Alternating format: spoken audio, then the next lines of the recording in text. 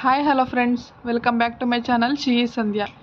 Egg bhurji ಅಥವಾ ಕೋಳಿ ಮೊಟ್ಟೆ ಬೆಳ್ಳುಳ್ಳಿ ಖಾರ ಅಂತ ಕೂಡ ಅಂತಾರೆ. ಅದನ್ನು ಹೇಗೆ ಮಾಡೋದು ಅಂತ ತೋರಿಸ್ತೀನಿ. ಇದು ಅನ್ನದ ಜೊತೆಗೆ, ಚಪಾತಿ, ದೋಸೆ ಜೊತೆಗೆಲ್ಲ ತುಂಬ ಚೆನ್ನಾಗಿರುತ್ತೆ.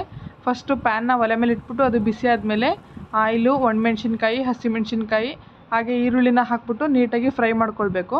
ಅದು ಫ್ರೈ ಆಗೋ ಅಷ್ಟರಲ್ಲಿ ಒಂದು ಮಿಕ್ಸಿ ಜಾರ್ಗೆ ಜೀರಿಗೆ, ಮೆಣಸು, ಏಲಕ್ಕಿ ಹಾಗೆ 2 ಲವಂಗ ಅದನ್ನು ಹಾಕಿ ಸ್ವಲ್ಪ ಕೋರ್ಸಾಗಿ ಬ್ಲೆಂಡ್ ಮಾಡಿಕೊಂಡು, ಅದಾದಮೇಲೆ ಅದಕ್ಕೆ ಸ್ವಲ್ಪ ಬೆಳ್ಳುಳ್ಳಿ, ಖಾರದ ಪುಡಿ ಹಾಗೆ ಉಪ್ಪನ್ನ ಹಾಕಿ ನೀಟಾಗಿ ಪುಡಿ ಮಾಡಿ ಎತ್ತಿಟ್ಕೊಬೇಕು.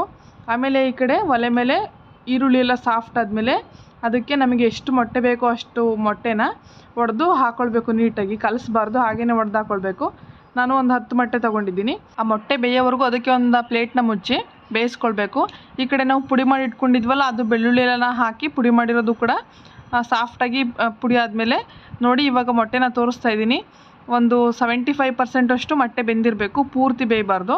ಹೀಗೆ ಮುಚ್ಚಿ ಹೈ ಫ್ಲೇಮಲ್ಲಿ ಇಟ್ಬಿಟ್ರೆ ತಳ ಒತ್ಬಿಡುತ್ತೆ. ಹೈ ಫ್ಲೇಮಲ್ಲಿ ಇಡಬಾರ್ದು, ಲೋ ಫ್ಲೇಮಲ್ಲಿ ಇಟ್ಟು ಸ್ವಲ್ಪ ಬೇಯಿಸ್ಕೊಳ್ಬೇಕು. ಆಮೇಲೆ ಇದನ್ನು ಮೊಟ್ಟೆನ ಮಗ್ಚಿ ಹಾಕ್ಕೊಳ್ಬೇಕು.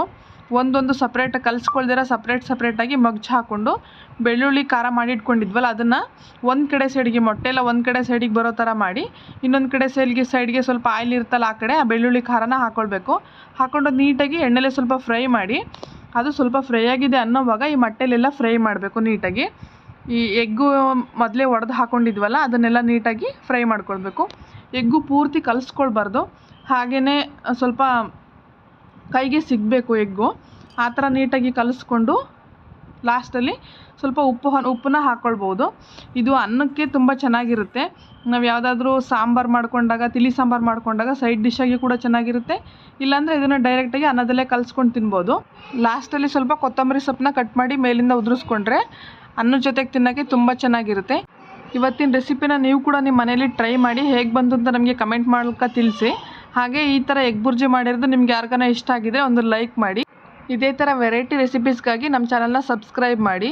Thank you for watching friends.